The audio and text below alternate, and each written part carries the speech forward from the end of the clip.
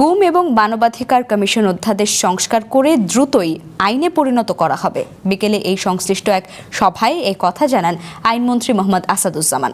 সভায় সংস্কার বিষয়ে নিজেদের মতামত এবং প্রস্তাব তুলে ধরেন মানবাধিকার কর্মী, আইনজীবী এবং ভুক্তভোগীরা।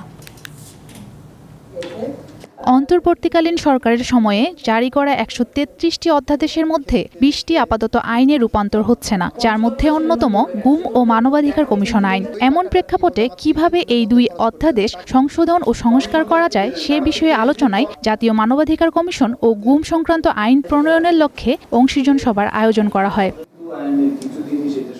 সবাই সংস্কার বিষয়ে নিজেদের মতামত ও প্রস্তাবনা তুলে ধরেন মানবাধিকার কর্মী ও ভুক্তভোগীরা। ভাই বা হাজবেন্ড আমাদের মতো ফেরত আসেনি, ঘুম হয়ে যাওয়ার পরে লং টার্ম, সেইখানে খুব যৎসামান্য একটা জায়গায় মধ্যে একটা নাম্বার দেওয়া হয়েছিল যে এই মানুষগুলো ফেরত আসেনি।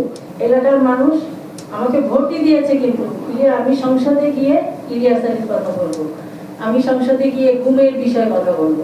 এ সময় যে প্রক্রিয়ায় গুম সংক্রান্ত এবং মানবাধিকার কমিশন অধ্যাদেশ সংস্কারের চেষ্টা চলছে তার প্রশংসা করেন অ্যাটর্নি জেনারেল।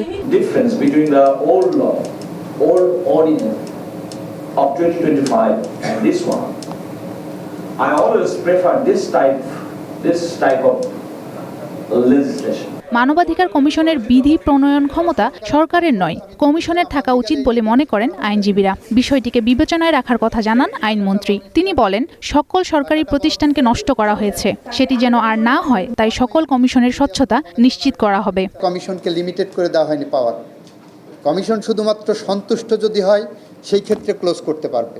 সেখানে কিন্তু কমিশনের ক্ষমতাকে কোনোভাবে আমরা খর্ব বা সীমাবদ্ধ করি নাই।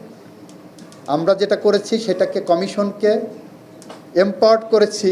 গুম আইন একটি জগাখিচুড়ি অবস্থায় আছে উল্লেখ করে আইনমন্ত্রী বলেন, এই আইনে সন্তুষ্ট নন তিনি। গুম সংক্রান্ত এবং মানবাধিকার কমিশন অধ্যাদেশ সংস্কার করে দ্রুতই যুগোপযোগী আইন প্রণয়নের আশ্বাস দেন আইনমন্ত্রী। গুম আইনটা নিয়ে আমরা সেকেন্ড কনসালটেশনে যখন আসব, আমি সবার সাথে আলোচনাই করছি, এটা আমরা ক্রিমিনাল রেসপন্সিবিলিটিটাকে আলাদা কিভাবে অন্য কোনো আইনের সাথে দিতে পারি, আদারওয়াইজ জগা খিচুড়ি হবে। আমরা যত দ্রুত পারি এই দুইটা আইনকে সবার আগে জনগণের সামনে নিয়ে আসার জন্য।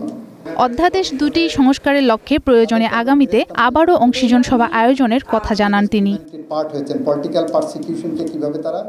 Humaira Himu, one news, Dhaka.